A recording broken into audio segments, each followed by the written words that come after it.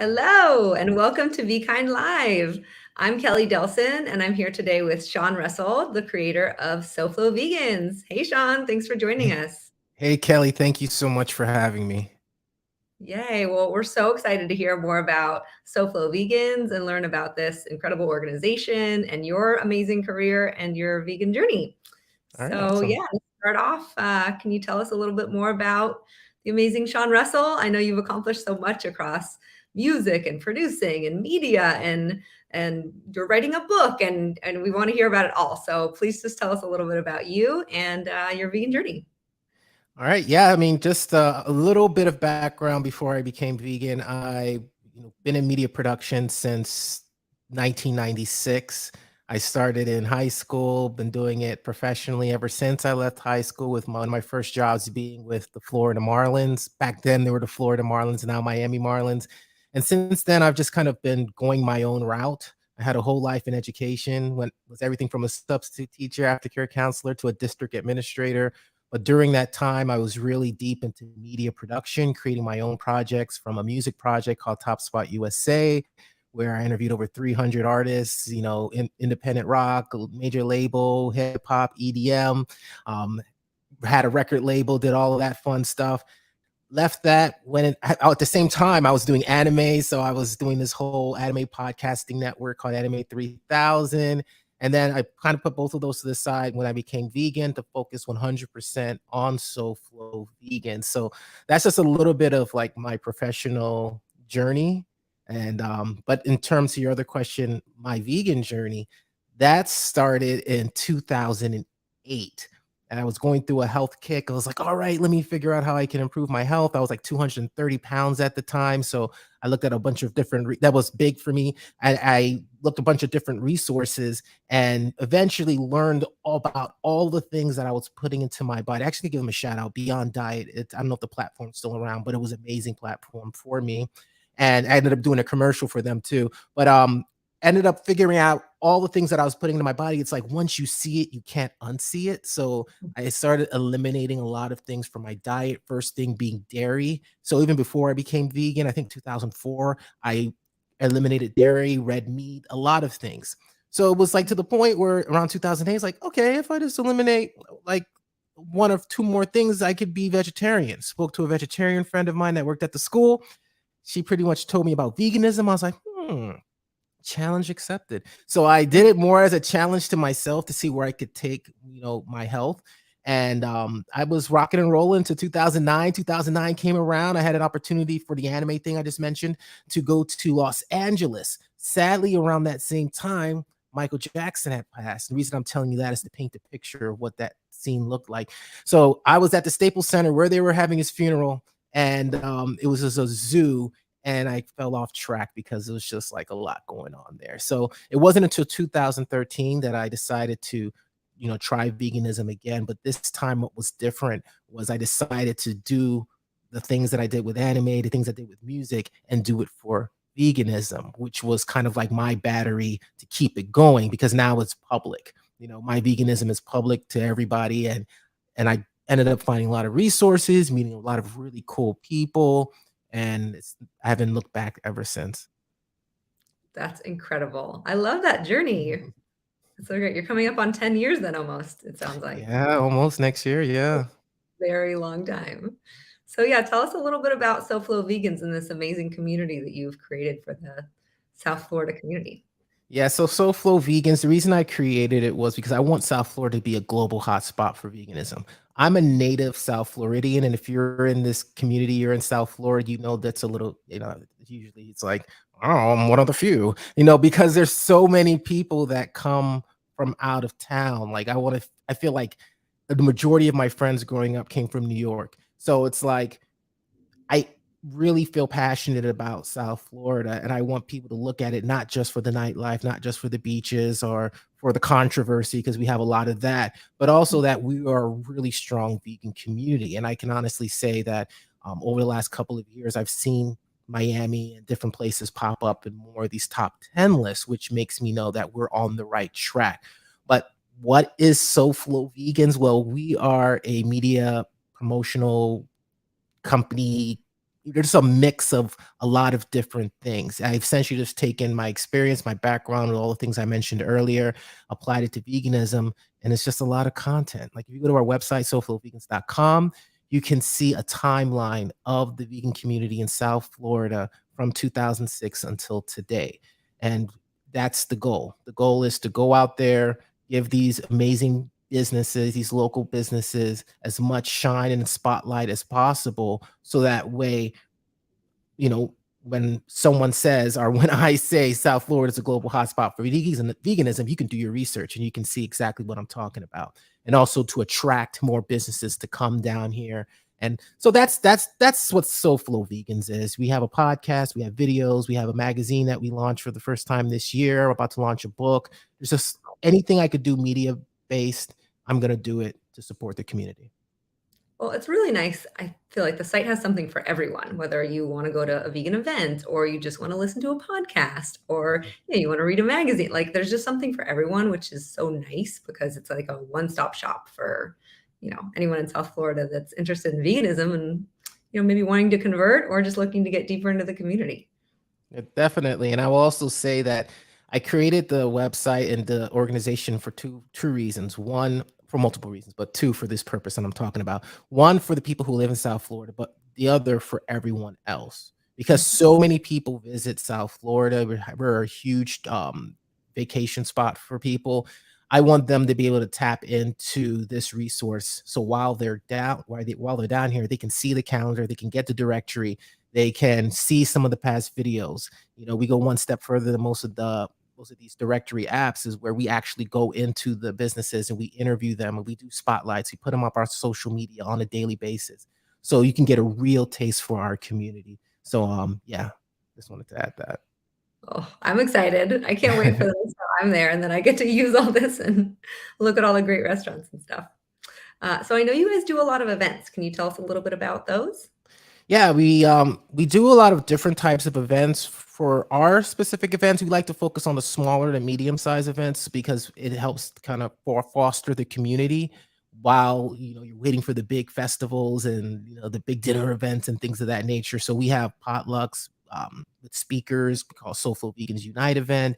We have happy hours, SoFlo Vegans drinks. You're gonna see the trend here. Everything's SoFlo Vegans. So we have the eating meetup dinner, which is called SoFlo Vegans Eat. We try to make it very easy for all of you. So we have all these different types, have more events, but we have these different types of events to kind of bring people together. And then we also, the other end of our event spectrum, we support the larger events. So like, for example, one of our favorite events down here, hands down, is the Seed Food and Wine Festival. We've worked with them since the inception of SoFlo Vegans, hosting a lot of their events, emceeing, doing behind the scenes support, and learned so much about, one, how to put on an amazing event, and two, the potential for South Florida.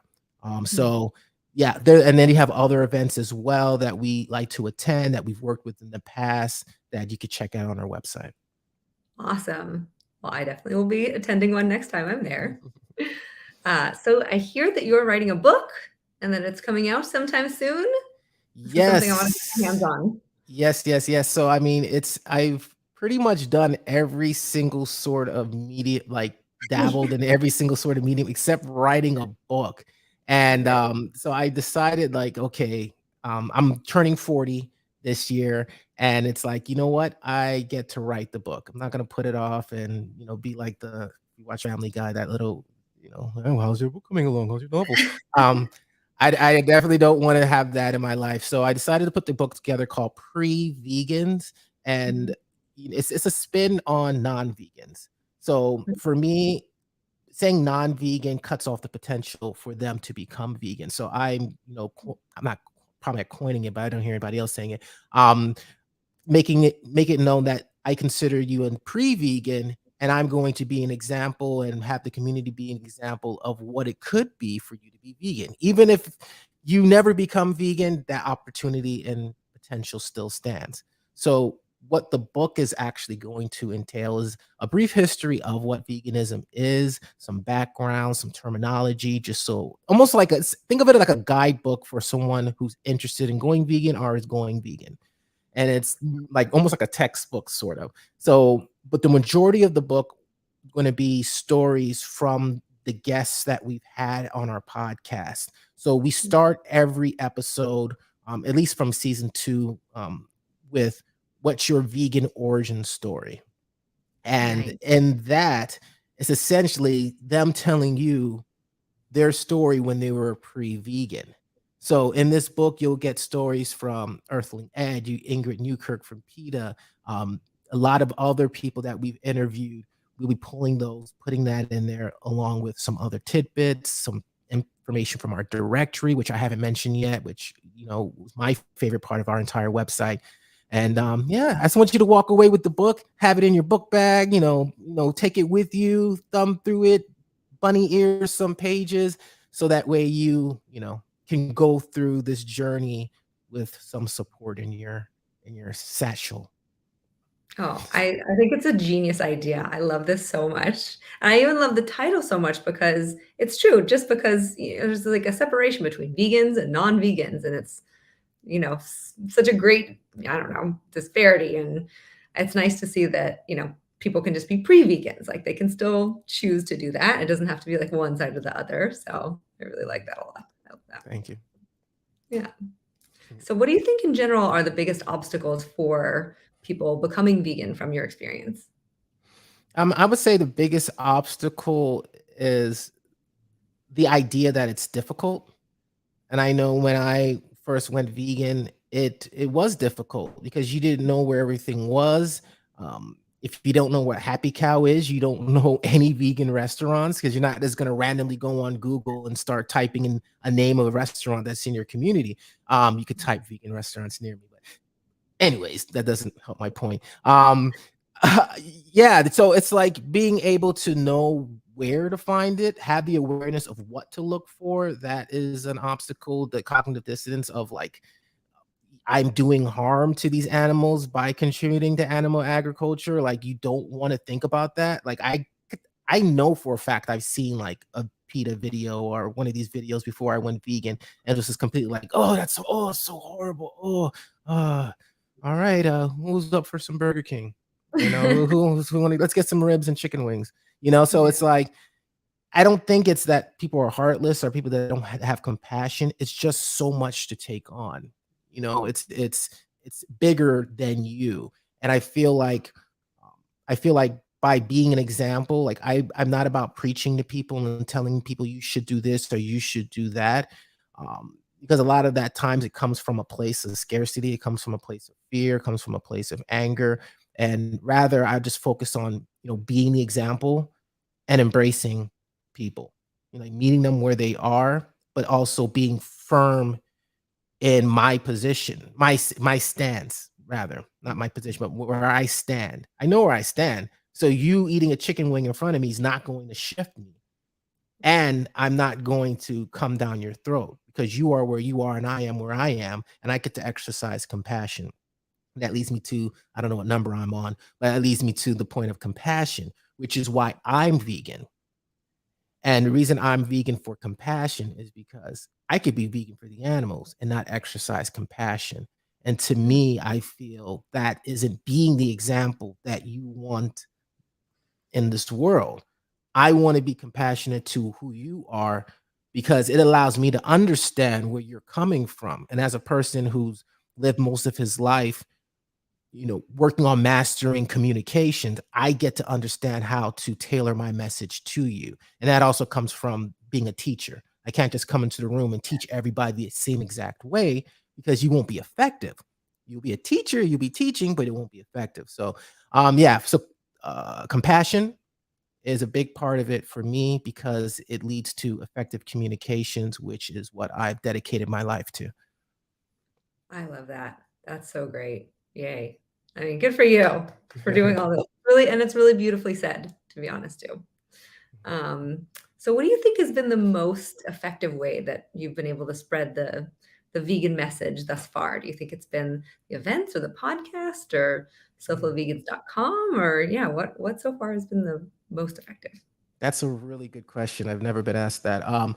The most effective way is events, Hmm. because there's nothing like seeing somebody face to face and understanding and having that conversation and listening to them, and because it creates that relationship, which I feel everything we create is about building relationships. Even if you're doing this podcast, people, the most popular podcasts are, from my understanding and from my observation, are the podcasts that the host is being their 100% authentic self, whether it Mm, gets them in trouble or not, because yeah. then you're then speaking to someone who may be thinking that and is too afraid to say it, or someone who is like, no one's like me in this world, and they listen to this podcast and it's like, whoa, this person's in my head. So but that is building a relationship, and I feel like anything except for being right in front of a person where you can physically like shake hands with them is Yeah. a copy, is like, is a, a lesser form of building a relationship. Not, I don't want to say lesser, but it's different, but unfortunately, well, I'm watching my language because words are are powerful. All of the ways of communicating are important, but the most effective is being in front of somebody face to face, and that's been the most effective for me with Soulful Vegans. Yeah, so well said. Yeah, and it is true. I think events are such a nice time to get people together. You know, I bring friends that are non-vegan, and they see what just a nice community it can be, and how, we all just have this camaraderie, and everyone's so happy, and loving life, appreciating, being kind to animals, and it's really wonderful to see people together in person doing these types of things, and then they can actually taste the food and see. So for pre-vegans, I guess that's also another really good way to get people to, start being interested in veganism. And we've been deprived of it for the last couple of, last year and a half. So I think people listening to this message it'll resonate a lot more than if I were to say it 2 3 years ago, because you see what happens when you don't have that. It's community. I don't know why Yeah. it's taken me so long to say this word, because it's one of my, principles that I guide my life by. It's being in a community, even if you're introverted. I'm like in the middle, like introverted and extroverted, but I love to be around people. I don't necessarily always love to interact with people, but I love to be in the space of people. And I feel like that is one of the major reasons why those events are so important, because either if you like being by yourself or not, people want to be around other people. And Mhm. I think that's a huge important thing. Tribe.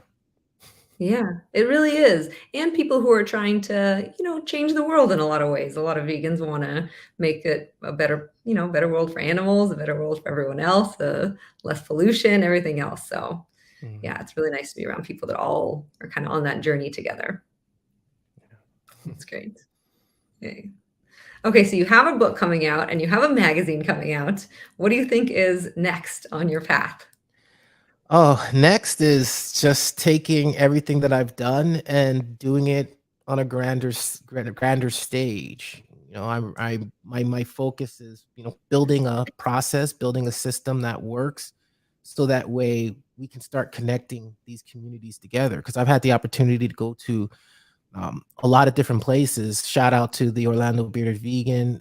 There's just so many amazing people who are doing it in their own way, and I feel like there gets to be, and it's not just about building an app. Anybody can build an app. It's about actually building these relationships with all these different communities that exist, and finding a way to tell their story, not just about the food, not just about this, but the entire story. So that's what's next for me, is to be on shows just like this, connect with different platforms, media outlets outside of my own, and letting people know kind of like what we're doing down here. Because South Florida is, it's a global hotspot for veganism, and the proof is on our website. And I want people to know that your city is a global hotspot for veganism. Your country is a global hotspot for veganism. And being a global hotspot doesn't mean you're the number one.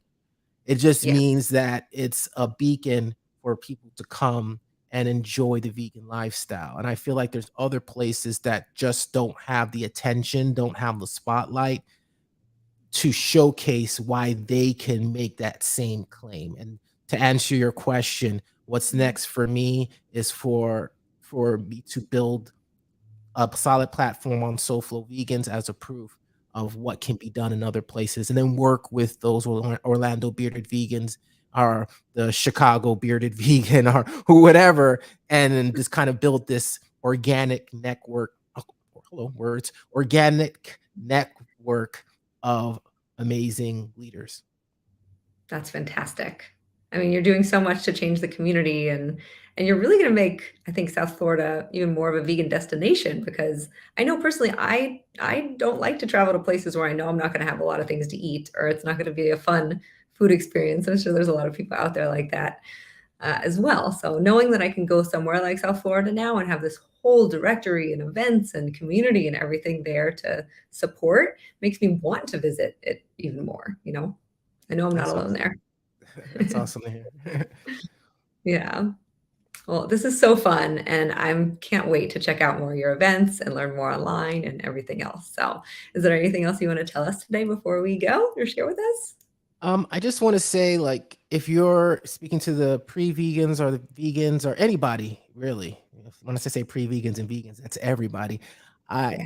you know, one of the most important things I can say is whether it's veganism, whether it's whatever you're doing, it's understand why you're doing it.